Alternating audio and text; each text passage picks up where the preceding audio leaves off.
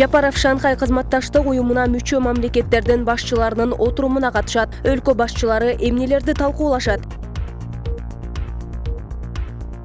Бишкек шаарынын Орто Сай базарында чыккан өрт боюнча кылмыш иши козголду. Өлкөдө оору күч алды. Дары-дармектердин запасы жетиштүүбү? Дарыканаларда дарыга болгон баа жогорулады. Эртең 11 ноябрдан тартып Кыргызстандын аймактарындагы 1,5 миңдей мектепке окуу кадимки тартипте жүргүзүлө баштайт. Токмоктолгон төраганын абалы айтылды. Учурдагы операция жасалып, абалы турукташкан.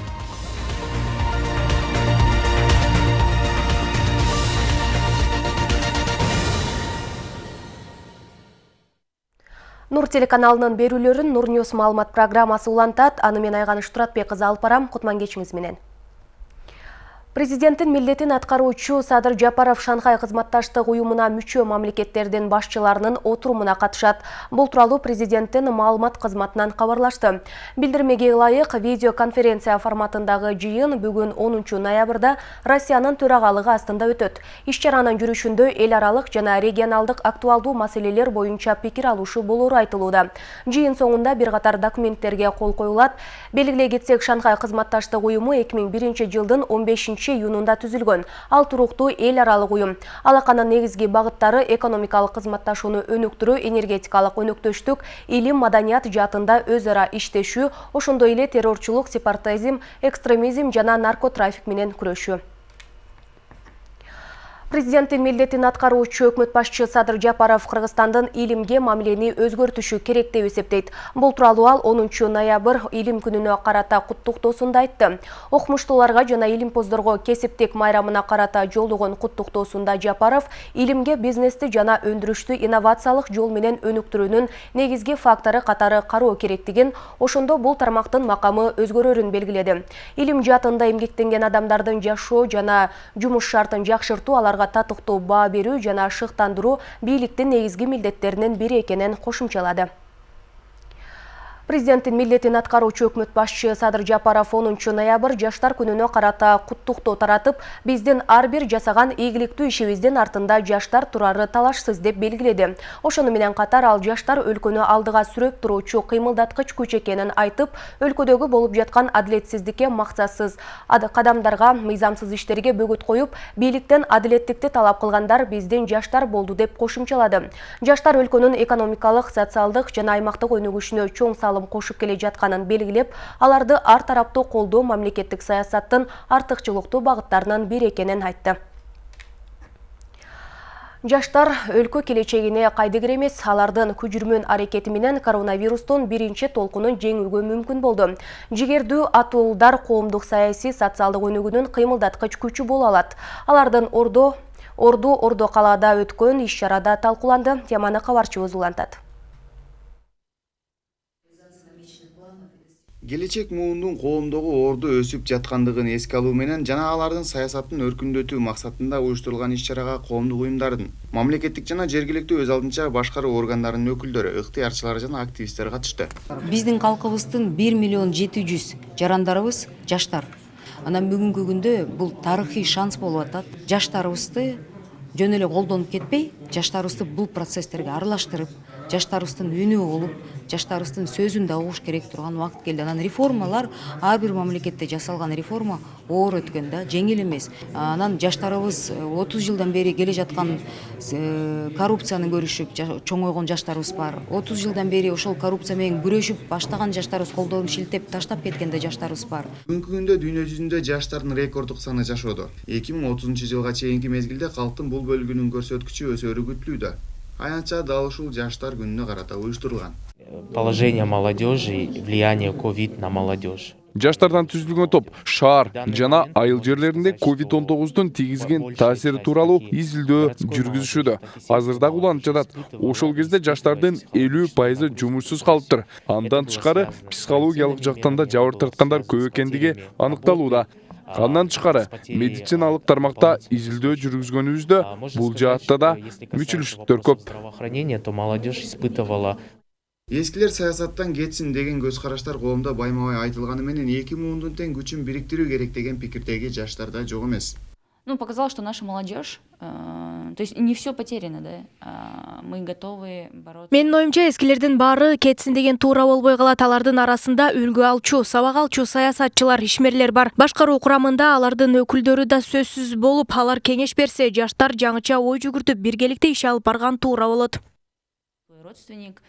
Ошондой эле пандемия учурунда жаштардын аракети мамлекеттик кайсы бир күч катарында жыйынтык бергени талашсыз. Ал эми ошол маалда жардам катары келген акчалар эмне болуп жаткандыгы суроо жараткан.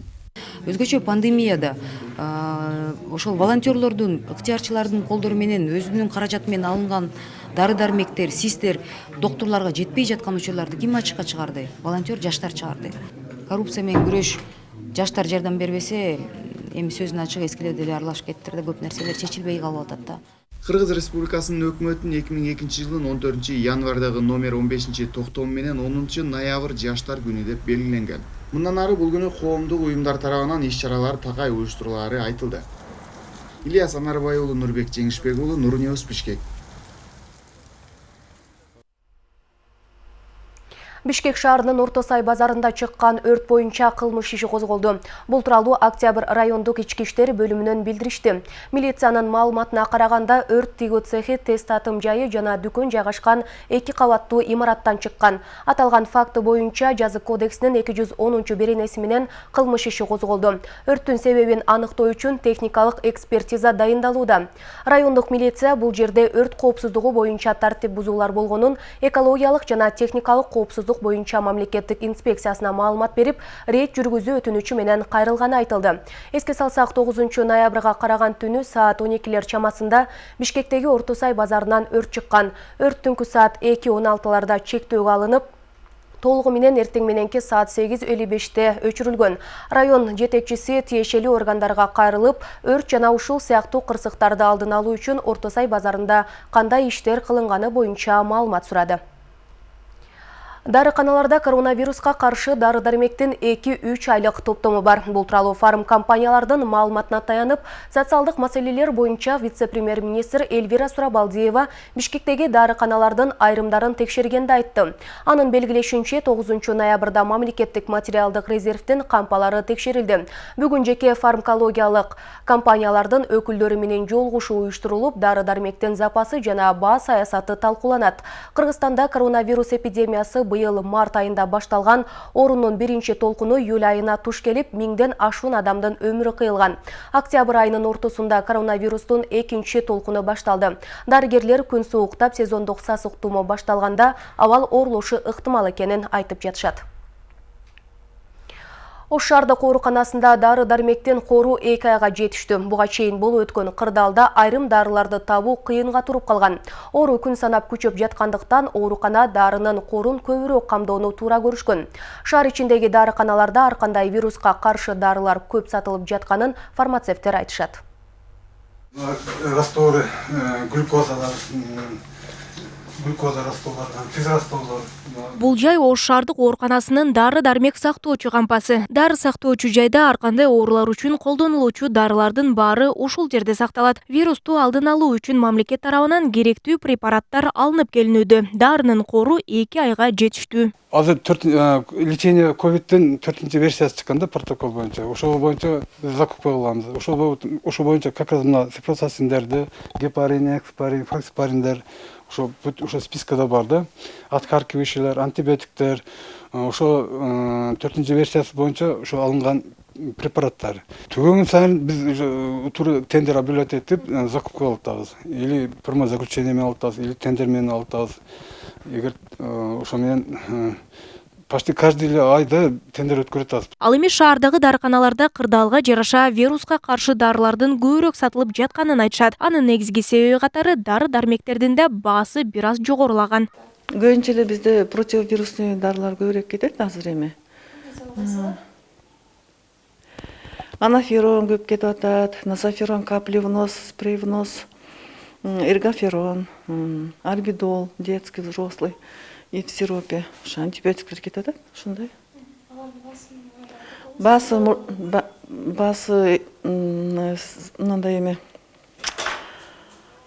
связи с неме менен кичине көтөрүлүп калган. Биз эми бирок фирмадан алган ценабызга определенный эле процент кошуп сатабыз. Арзан алсак арзан кетет, кымбат алсак кымбат сатабыз. Канча процент ошого да токтолосузбу? Кандай процент? Эми в зависимости, допустим, кээ кымбат дарыларга бизде малейший аз эле процент кошулат. Арзан дарыларга 15-20% кошулат. Максимум 20% арзан дарыларга. Кымбат дарылар вообще андай кетпейт. Бүгүнкү күндө илдетке чалдыккан жарандарды дары-дармек менен камсыз кылуу мамлекет тарабынан жүргүзүлүүдө. Ал эми дарылардын запасын анализ жүргүзүү менен керектүү дарыларга тендер жарыяланып турат. Мамлекет тарабынан адистер үчүн коргонуучу каражаттар да алынып келинүүдө. Мындан сырткары жасалма дем алдыруучу каражаттардын жетиштүү санда экенин билдиришет. Жана биринчи толкундагы болуп өткөн окуялардын баарын эске алып, дары-дармектерди дагы, коргонуучу кийимдерди дагы камдап алганбыз. Бүгүнкү күндө коргонуучу кийимдерибиздин саны 12.000 коргонуучу кийимибиз азыркы учурда бар. Андан сырткары бизде Саламаттык сактоо министрлиги тарабынан дагы айтып атат, жакын арада дагы берип жиберебиз. Ошол министрлик тараптан алынган гуманитардык жардамдардан. Андан сырткары эми ошо дары-дармектерди дагы толугу менен биз камдап алганбыз. Биздеги жаткан жарандарыбыз толугу менен ошол дары-дармектер менен камсыздалып жатат, дарыланып жатышат. Кампабызда азыркы күндө 2 айлык биздин запасыбыз бар. Дарыканалардын баа саясаты боюнча өлкөнүн вице-премьер-министри Эльвира Сурабалдиева кечээ Борбордогу дарыканаларды текшерүүдөн өткөрүп жатып кеп козгогон. Анда фармакологиялык жеке фирмалар менен жолугуп, дарыканаларда сатылып жаткан дарылардын баасы тууралуу сөз болорун билдирген. Нурзада Сыдыкова, Адлет Нуршамбаев, Нурньюс.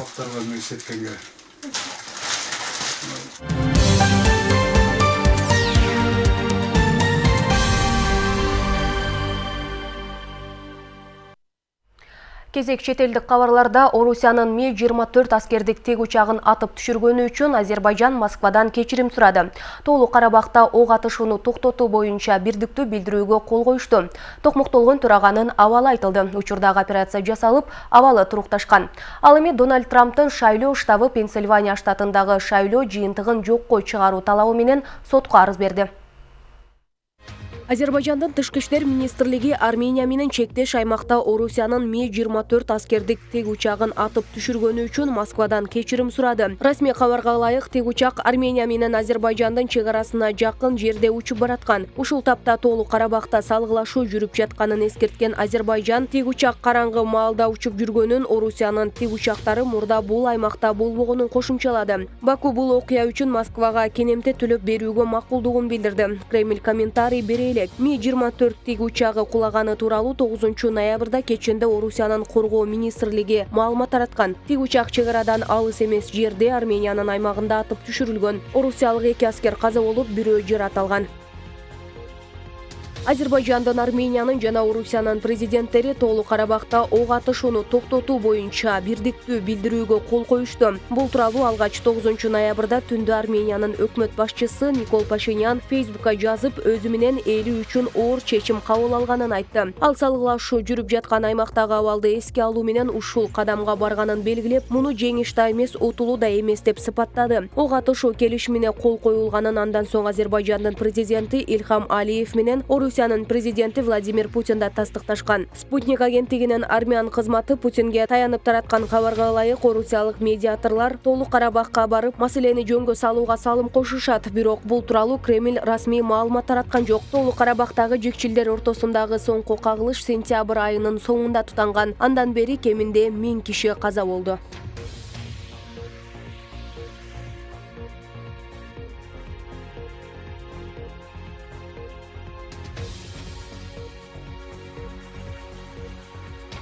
Арменияда митингчилер парламент спикерин сабап кетти. Элдин наразычылыгына премьер-министр Никол Пашиняндын Тоолу Карабактагы куралдуу тирешти токтотуу боюнча келишимге кол койгону себеп болууда. Документке кол коюулары менен өкмөт үйүнүн алдына наразычылык акциялары башталган. Митингчилер имаратка кирип барып, Пашиняндын иш бөлмөсүн талкалап, андагы мамлекеттик символдорду алып кетишкен. Андан соң парламент тарапка барып, төрага Арарат Мирзоянга кол салышкан. Учурдагы операция жасалып, абалы турукташканы айтылууда. Учурда наразы ыраазы болгондор башка депутаттардын оппозициялык күчтөргө кошулушун жана аталган келишимдин жокко чыгарылышын талап кылууда. Эске салсак, 9 ноябрь күнү Армениянын премьер-министри Никол Пашинян, Азербайжандын президенти Ильхам Алиев жана Россия лидери Владимир Путин тарабынан Тоолуу Карабах аймагында куралдуу тирешүүнү токтотуу боюнча келишимге кол коюлган.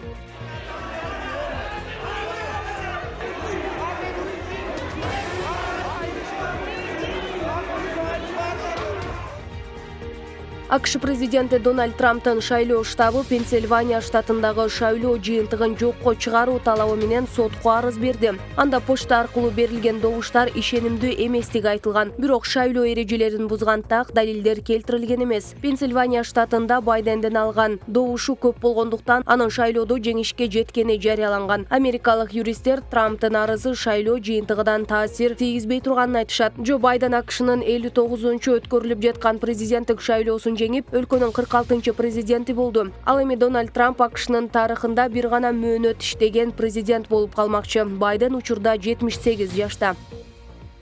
Бириккен Араб Эмираттарынын мыйзамдарына киргизилген өзгөртүүлөргө ылайык некеге турбаган түгөйлөр чогуу жашай алышат. Ошондой эле спирт ичимдиктерине тыюу салган мыйзам бир аз жумшартылды. Мындан ары жашы 21ден өткөндөргө алкоголдук ичимдиктерди колдонууга, сактоого жана сатууга уруксат берилет. Реформалар өлкөнүн экономикалык жана социалдык абалын жакшыртууга жана Бириккен Араб Эмираттарындагы сабырдуулук принциптерин бекемдөөгө багытталган деп билдирди УА мамлекеттик агенттиги. Бириккен Араб Эмираттарынын башчысы Халифа Ибн Заид Аль-Наяхан мыйзамдагы жаңы өзгөртүүлөргө кол койгону кабарланды.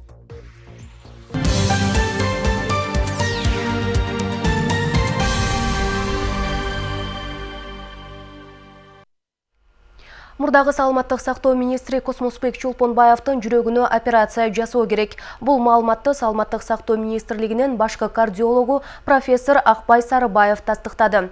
Чолпонбаев 22 октябрь күнү номер 1 СИЗОдон жүрөгү кармап ооруканага түшкөн. Анын абалы оор болгондуктан анда кан тамырлары текшерилген эмес. Эми абалы турукташтырылып, операцияга даяр болгону айтылды.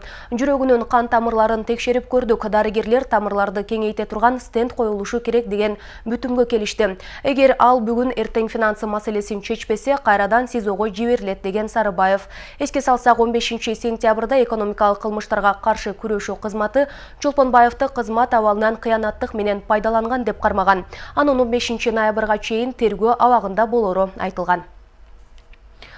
Эртең 11 ноябрдан тартып Кыргызстандын аймактарындагы 1,5 миңдей мектепте окуу кадимки тартипте жүргүзүлө баштайт. Бул тууралуу 10 ноябрда Билим берүү жана Илим министрлиги билдирди. Мекеменин басма сөз кызматы билдиргендей, өлкөдө министрликтин карамагындагы жалпы билим берүүчү 2292 мектеп бар. Алардын 1489-унда окутуу 2 апта бою тажрыйба түрүндө реалдуу режимде жүргүзүлгөнү жатат.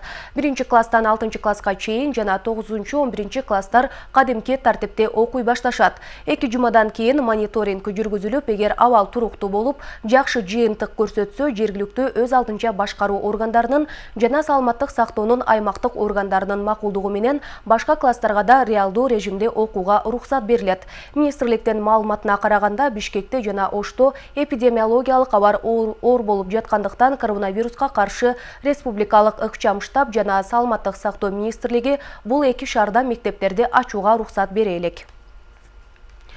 Өлкөдө жана дүйнөдө болуп жаткан акыркы кабарлардын топтому менен тааныштыңыздар. Биздин берүүлөрдү экрандагы даректер аркылуу да күзөтүүнү унутпаңыз. Программаны эртеңки күнгө арналган аба ырайы улантат. Кечиңиздер көңүлдүү улансын.